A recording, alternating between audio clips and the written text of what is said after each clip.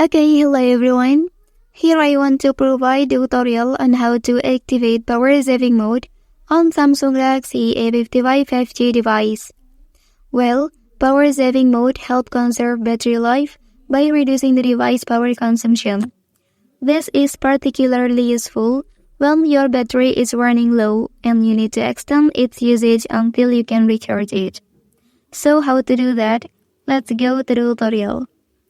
Okay, firstly enter to the settings menu.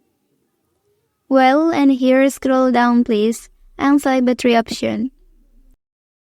Okay, so now look for power saving and turn the toggle on like this. Okay, so now the power saving mode on your device is successfully active. Well, that's the tutorial on how to activate power saving mode on Samsung Galaxy A55 5G device.